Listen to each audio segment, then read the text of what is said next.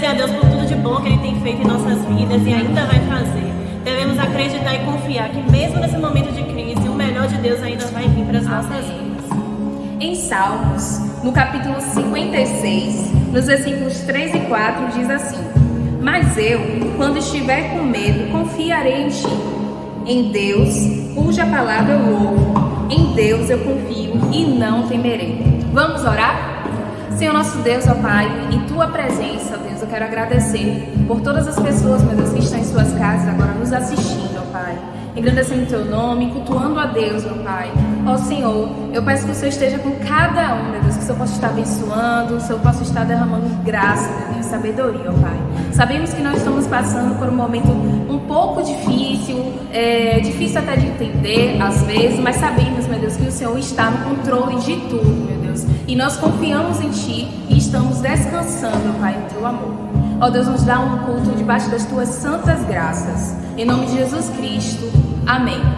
Agora vai ser o momento do louvor e o momento da adoração. Você aí na sua casa vai poder cantar louvores ao nosso Deus. No Salmo 150 diz: Aleluia! Louvem a Deus no seu santuário, louvem-no em seu magnífico firmamento, louvem-no pelos seus feitos poderosos, louvem-no segundo a imensidão de sua grandeza, louvem-no ao som de trompeta, louvem-no com lira e harpa, louvem-no com tamborins e dança, louvem-no com instrumentos de cordas e flautas, louvem-no com símbolos sonoros, louvem-no com símbolos ressonantes. Tudo o que tem vida, louve ao Senhor. Aleluia. Amém. Agora o Ministério de Louvor da Juventude irá cantar louvores e adorar a Deus através da música.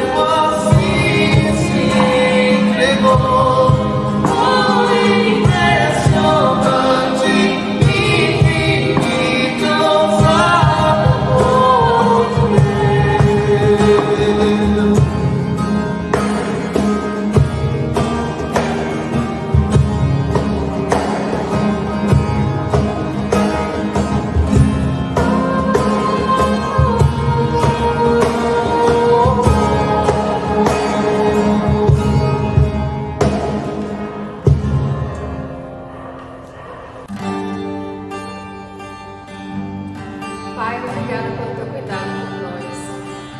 E perdão porque por muitas vezes nós queremos ser independentes, deixar de confiar no teu poder e agir conforme o nosso querer, a nossa vontade, o nosso pensar. Então te peço que olhe para nós nesse momento, como suas crianças, ó Pai, e saiba que nós precisamos independente de ti, independente da situação. Quero ser como criança, te amar pelo que é,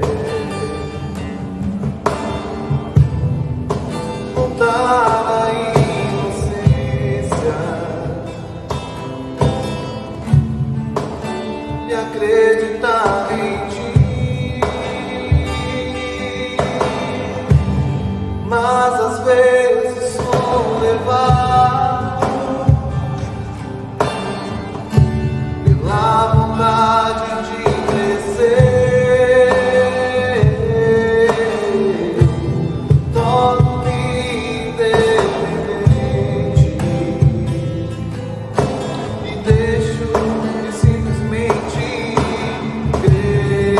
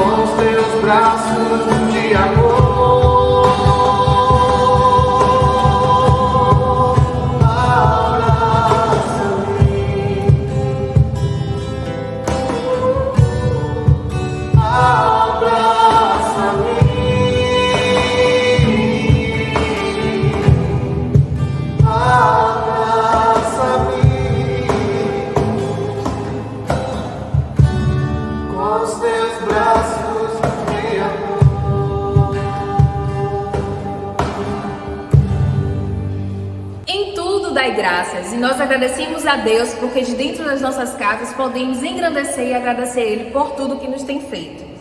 Quero convidar aqui o pastor Davi. Ele vai trazer a mensagem hoje para tocar os nossos corações. Amém.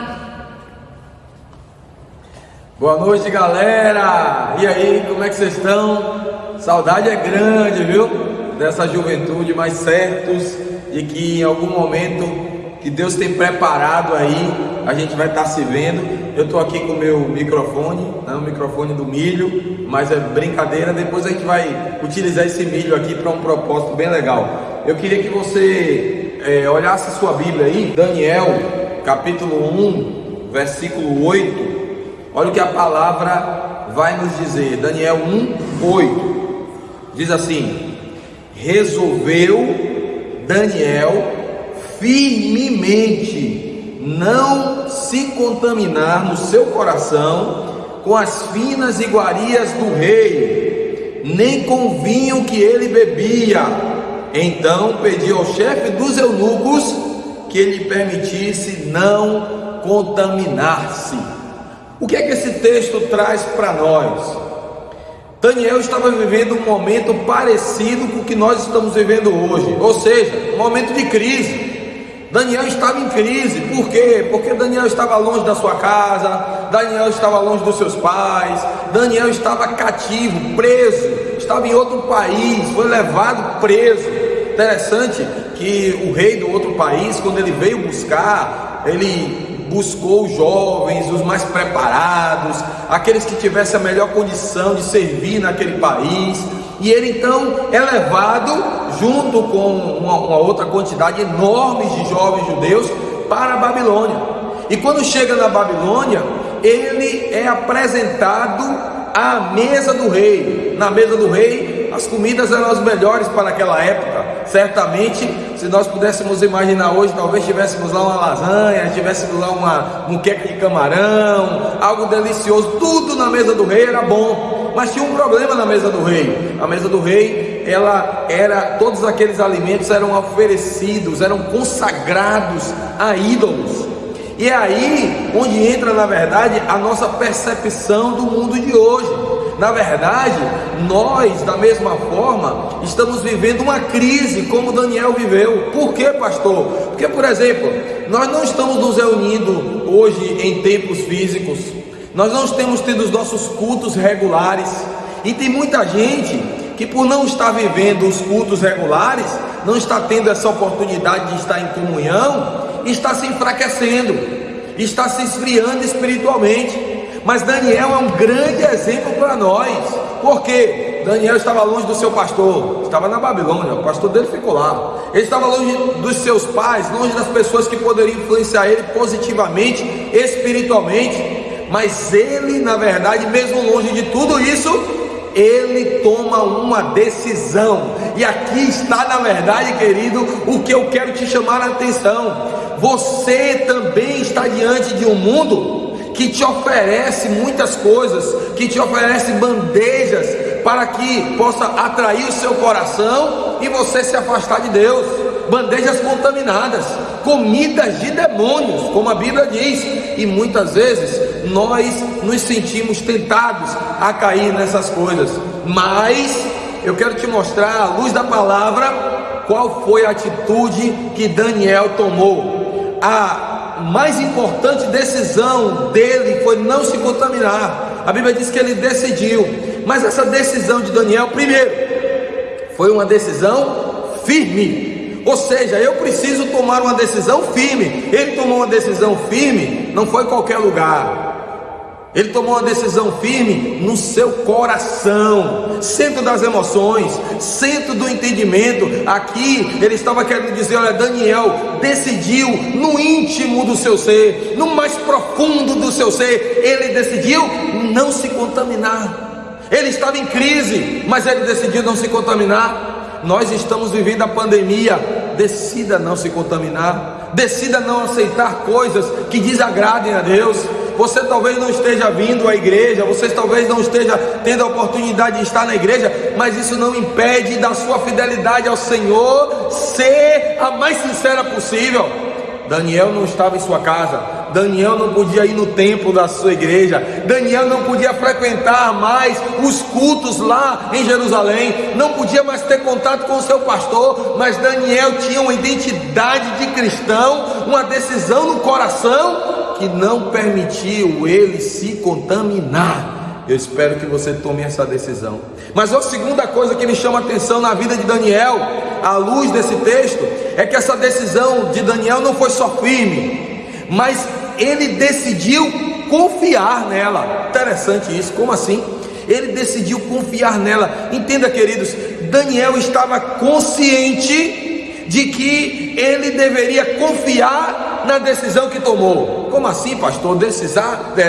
Confiar na decisão que tomou? Sim, porque, queridos, ele poderia decidir firme. A Bíblia mostra vários exemplos de pessoas que, por exemplo, decidiram firme algo, mas depois de um tempo começaram a fraquejar, por causa das pressões, por causa das coisas que vêm. Então, da mesma forma na sua vida, isso também é comum acontecer. Às vezes você firma-se num propósito de buscar a Deus, de viver na presença de Deus, de ter momentos com Deus em oração, na leitura da palavra, e à medida que o tempo passa você fraqueja.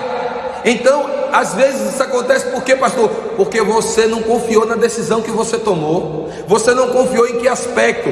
Daniel, ele confiou nessa decisão, sabendo que ia ser sempre o melhor de Deus acontecendo na vida dele. A prova disso é que nós vemos aqui que o indivíduo que estava tomando conta dele, o chefe ali dos eunucos, ele fala com Daniel. Ele diz a Daniel o seguinte, quando Daniel, na verdade, disse a ele: olha, me dá, não quero comer a comida do rei. E então Daniel disse ao cozinheiro-chefe, aqui o chefe dos eunucos havia encarregado de cuidar de Daniel, Ananias, Misael e Azarias: experimenta, peço-te, os teus servos 10 dias, e que se nos deem legumes a comer e água a beber. Então se veja diante de ti a nossa aparência e dos jovens que comem das finas iguarias do rei, e segundo vires, age com os teus servos. Quer dizer, Daniel não só decidiu firmemente viver a vontade de Deus, não só decidiu firmemente no seu coração ser fiel a Deus. Daniel, aqui é muito interessante, ele confia na decisão que ele tomou. Ele confiou na decisão. Ele disse: olha, pode estar certo, pode me deixar tranquilo aí, eu não quero comer essa comida. Agora, depois de 10 dias, olha para mim e olha o resultado aí.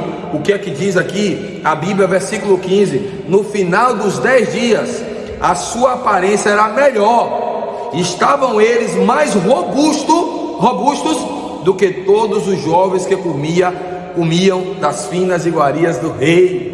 Ou seja, Daniel confiou na decisão, ou seja, ele perseverou na decisão. Meu amado jovem que está nos escutando, nesse período de pandemia, nessa agonia, que muitas vezes, inclusive, a gente pensa que Deus não está nos vendo, mas é o contrário, os olhos do Senhor estão em todo lugar, como diz Provérbios 15:3. Queridos, fortaleçam-se no Senhor. A decisão que vocês tomaram ao lado do Senhor, eu tenho certeza na vida de vocês de servir ao Senhor, independente das crises, independente dos medos, independente, na verdade, daquilo que o mundo possa vir a oferecer. Não só decidam firmemente, mas confiem nessa decisão de que se vocês fizerem aquilo que Deus deseja, vocês certamente serão projetados, vocês certamente serão abençoados. Coisas grandes Deus vai fazer na vida de vocês. Pelo contrário, muitas pessoas estão dizendo que muitos projetos estão frustrados. Não aceite essa palavra. Os projetos de Deus para a minha vida e para a sua vida continuam de pé, e a gente precisa sim tomar no nosso coração a decisão que já foi firme, continuar com ela, ou seja, confiar na decisão que a gente tomou. Mas eu queria, em terceiro lugar, terminar. Eu preciso ser firme na minha decisão, eu preciso confiar na decisão que eu tomei em relação ao Senhor, mas existe uma terceira coisa que eu preciso falar, que é exatamente sobre o investimento na decisão. Ele, Daniel, investiu, ele na verdade ele depositou ali, na verdade, diante daquele rei, diante daquelas pessoas que estavam ali, ele depositou a certeza que ele iria ser abençoado. foi um depósito ali, ele investiu, na verdade, ele acreditou. Daniel, ele acredita ali naquela decisão de que aquilo iria levá-lo para condições melhores, para lugares melhores. Queridos, olha, a submissão a Deus. Daniel era submisso, Daniel era um jovem que amava o Senhor. A Bíblia chega a dizer, nós não vamos ler por causa do tempo, vocês leiam o livro de Daniel aí, tranquilo, numa sentada, vocês vão ver que Daniel, a Bíblia diz que Daniel tinha um espírito excelente. Daniel era um jovem cheio de Deus, cheio da presença do Senhor, e essa submissão de Daniel era como se fosse um depósito. Deixa eu te falar uma coisa: se você se submeter a Deus, é como se você estivesse depositando algo que lá na frente você vai colher, e a colheita não vai ser pequena, vai ser uma colheita rica para a glória de Deus. Então eu queria encerrar lhe dizendo somente uma coisa: pastor, o que eu vou fazer no tempo da crise? Como é que eu faço, pastor, no tempo da crise? Eu não sei como é que está a sua vida agora, mas eu queria te dizer aqui, ó, esse milho aqui é um exemplo do que a gente pode fazer como jovens que queremos investir no reino de Deus e queremos sim colher grandes coisas depois. Deixa eu te contar uma coisa que é muito importante. Esse milho aqui, se você observar, ele tem uma casca. E para a gente conseguir chegar, na verdade, na semente, a gente precisa, tirar a casca. Você sabia que tem gente que Deus está dando oportunidade de crescimento, Deus está dando oportunidade de servir a Ele em espírito e em verdade, e ele não quer saber? Sabe o que acontece? A pessoa fica o tempo todo com essas cascas aqui, essas coisas que atrapalham.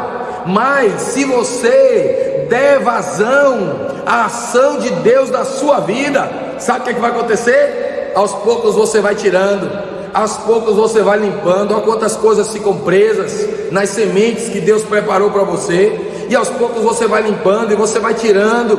E aí então chegamos aqui a uma espiga de milho. Deixa eu te dizer uma coisa: se você pegar apenas uma sementezinha dessa aqui, é o que você precisa nesse tempo de crise. A sua esperança está em uma única semente. Se você plantar essa semente no mundo espiritual, grandes coisas Deus vai fazer. Deixa eu te contar uma coisa: essa espiga de milho, ela tem aproximadamente 500 sementes.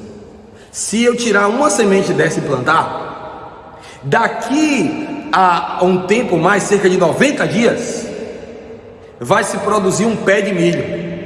E esse pé de milho, quando ele produzir os milhos, eu vou ter então 2 espigas formadas, de 2 a 3, mas vamos ficar com 2, vamos ficar com menor. Significa dizer que se você pegar uma semente, você transforma isso, na verdade, em 1000 sementes, porque vai formar 2 espigas dessas.